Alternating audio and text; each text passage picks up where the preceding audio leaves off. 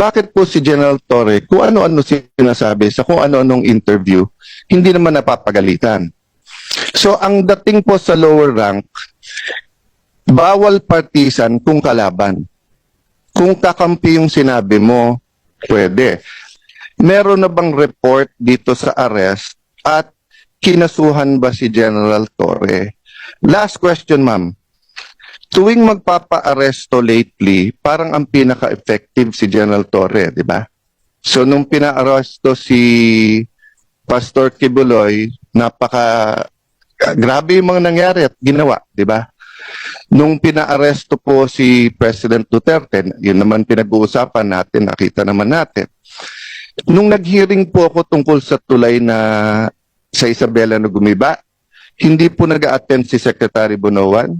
Sinabi ko lang, kailangan ko po bang i-designate si General Torre para kunin si Secretary? The next time, nag-attend na siya.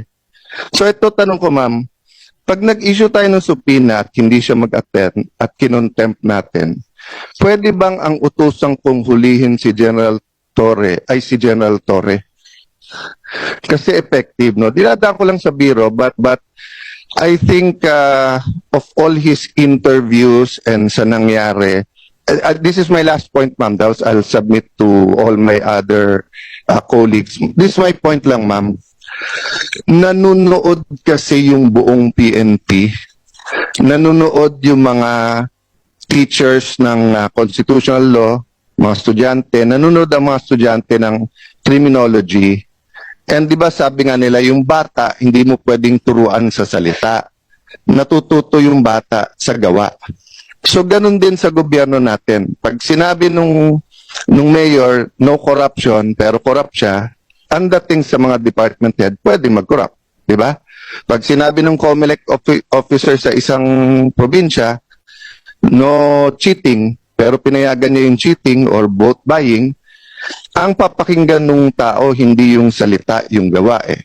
So kung mali yung pagka-aresto, nangangamba ako na especially sa lugar na walang internet, walang cellphone, baka ito yung masunod eh. Humingi sila ng counsel nila o doktor, tapos hindi pagbibigyan, no?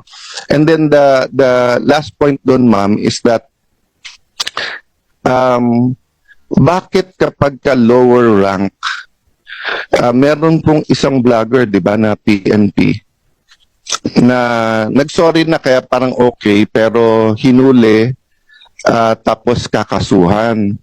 I understand that. At magandang rule yun na pagka ikaw ay sundalo o pulis, ay hindi ka basta't pwedeng, hindi ka pwedeng partisan, di ba?